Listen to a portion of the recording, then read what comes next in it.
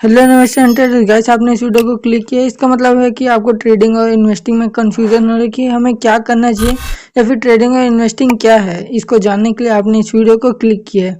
Guys ये काफ़ी important है। मतलब ट्रेडिंग और इन्वेस्टिंग ये दोनों चीज़ को हम कई बार एक दूसरे के शब्द के रूप में ले लेते हैं कि ट्रेडिंग भी वही है, इन्वेस्टिंग भी वही है, लेकिन ऐसा बिल्कुल भी नहीं है। ये आप ध्यान से ऑब्जर्व करोगे तो ये काफ़ी बहुत ही ज़्यादा अंतर होता है ट्रेडिंग और इन्वेस्टिंग में।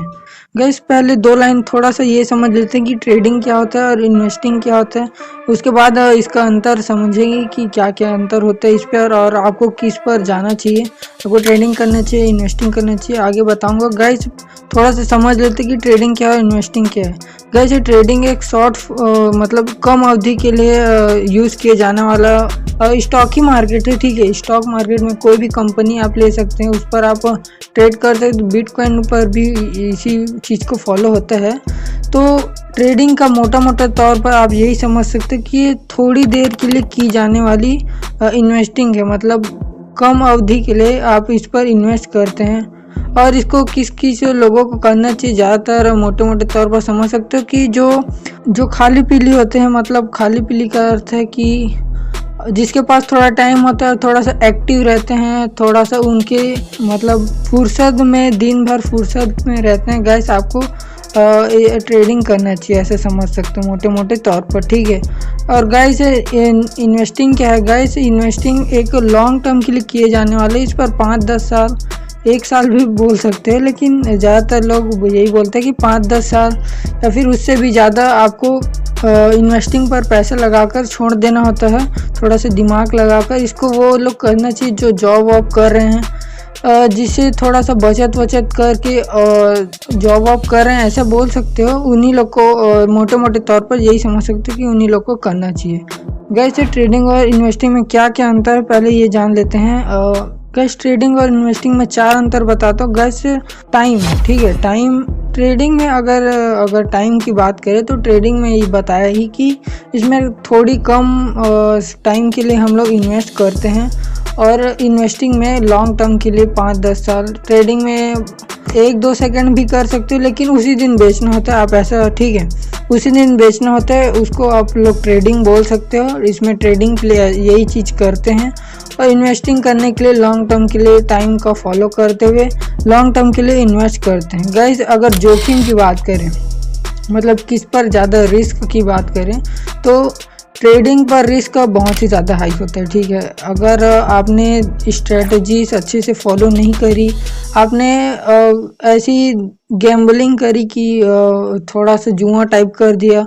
कई ज़्यादातर लोग जुआ ही समझते हैं इसको, ट्रेडिंग को, और कई हद तक ठीक भी है। ठीक है, मतलब इसको बीट कर पाना, एकदम ऐसा कमा पाना, ये काफ़ी ज़्यादा जोखिम भरा होता है ट्रेडिंग। गाइस इन्वेस्टिंग की बात करें तो इन्वेस्टिंग में आप समझ सकते हो कि जोखिम बहुत ही कम होता है। अगर आपने थोड़ा सा अच्छा सा फंडामेंटल एनालिसिस कर लिया तो इस पर जोखिम के काफ़ी ज़्यादा कम चांसेस होते हैं। ये काफ़ी ज़्यादा सेफ भी माने जाते हैं और ऐसा होता भी है। ठीक है, तो ट्रेडिंग का बताया कि ये काफ़ी जोखिम भरा होता है और इन्वेस्टिंग जोखिम भरा कम होता है, उससे ट्रेडिंग से तो कम ही होता है। वैसे रिटर्न की बात करें तो रिटर्न में एक चीज़ मैं पहले आपको ये बता देता हूँ, काफ़ी इंटरेस्टिंग बात। रिटर्न की बात कर रहे हैं तो जीरोधा का नाम आपने सुना होगा। एक कंपनी है, कंपनी का मतलब है कि ट्रेडिंग प्लेटफॉर्म है, ऐप है, वेबसाइट्स है। उसमें ये बताया गया है कि 97% जितने भी लोग ट्रेडिंग कर रहे हैं वे घाटे पर चल रहे हैं।